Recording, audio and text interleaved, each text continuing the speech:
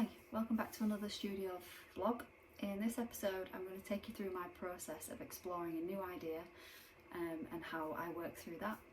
I'm also still in the process of learning how to work with oil paints, specifically water mixable oils. If you haven't seen already, my previous video shows me painting in oils for the very first time, so have a watch of that if you haven't done so already. But yeah, I'm still learning, still gathering some knowledge on that, so bear with me. But I hope you enjoy the video. I've been looking through these books that I got as a present from a friend a while ago.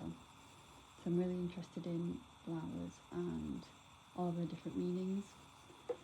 So this one is looking at the Victorian language of flowers. So each flower's got its own different meaning. But I've just picked out some of the ones that I quite like. So here we've got foxglove, which means riddles and secrets. I like hemlock for death, obviously, because I like things that are a bit darker. But look at how nice these illustrations are as well in here. We've also got some lavender for distrust.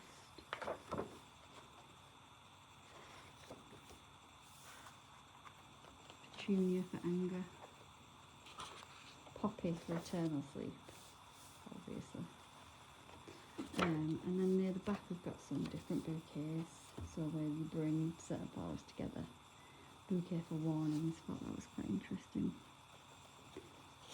And then this one's a bouquet for bitter ends, I quite like that as well. And then in this book we've got different plants that are like poisonous. So this has a mixture of all sorts of different things in it as well. So I've been reading up in this and having a look at what we've got in here. I think one of the main ones that always crops up, if I can find it, is Deadly Nightshade. It's obviously a very well-known poison, one of the oldest poisons as well. It says that it's referenced as far back as 1550 BC, so a long time ago. So I found that quite interesting. So then what I've been doing is just writing some notes of some of these different flowers and their meanings, which I quite like. And then some more in here with some of the different flowers and plants and the ones that I think might be quite interesting for me. And then what I've done, I've just got some flower cuttings from the garden, just some really simple ones that are obviously these different flowers that I'm interested in. And I'm just doing some sketches now. So I've got nettle. This is the alder, the agrostemma, and then hopefully this will then form the basis of a collection of a new series of paintings which will be focused around these different florals and their different meanings. Very exciting.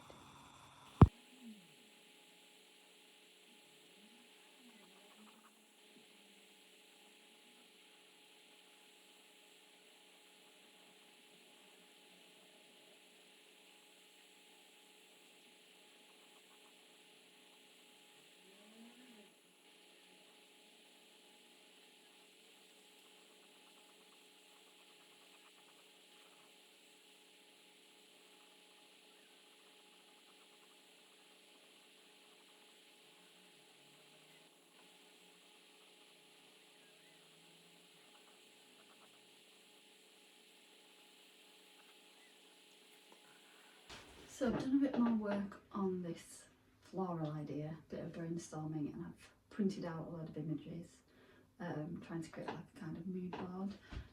So we've got some old images from like old botanical books, which I like the old text and all the old drawings. We've got some floral paintings by some older artists. This is, I always pronounce her name wrong, Rachel, I think it's Raquel or Rash. I'm going to say Rachel, but I don't think that's how you pronounce her name. Rachel Roish or Roish, I can't pronounce it. But anyway, I love her paintings. I love her realistic imagery of flowers and how wild it all is. We've got some other examples of different paintings here as well, and one other here, but these are just random ones I found on Pinterest. I don't know who the artists are, but I like the textures of these and the sort of moving into abstraction. This one I like because it's quite simple, and then just a couple of other images that are just photography. I quite like the flower here that's sort of decomposing a bit, and I like the dark muted tones of this one, and then I like these simple illustrations as well. So I wrote some notes as well, just sort of describing some of the things that I like about them. So this is a good start, and then I can obviously take some of these ideas and then decide what I want to do. So following on from my mood board, I've just been scribbling out some ideas. I find sort of writing things down does tend to help me clear what it is that I'm trying to get to.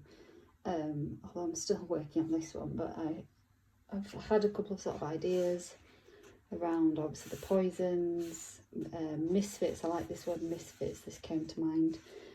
Plants that are sort of misunderstood, like weeds, plants that actually have quite a lot of benefits to us, good for wildlife, things like that. I like, there's a lot of folklore and legend, superstitions around certain plants, which I want to look into a bit more. Then we've got the Victorian meanings, which obviously I had in that book. I quite like these botanical drawings, the old vintage ones, and like the scientific imagery I think are quite nice. Could I maybe use them as like a background or something, get small books maybe. Over here as well, I've been thinking about compositions, one plant, or bouquets, or several drawings of the same plant maybe. Some ideas of names, floral misfits, again I quite like this misfit word. Yeah, lots to think about, so that's exciting. So one of my ideas was about using old botanical books, but I haven't been able to find any. So what I've done is I've printed off some images that I found online, and I've tried a bit of image transfer.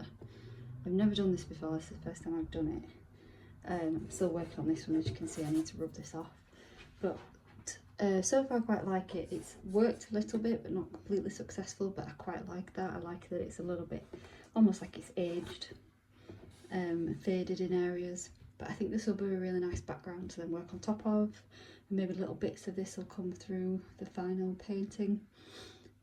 Still to be decided and still to obviously explore, but I like it so far and it's very exciting. So back in the studio, I've made a little bit of progress, which I just want to show you.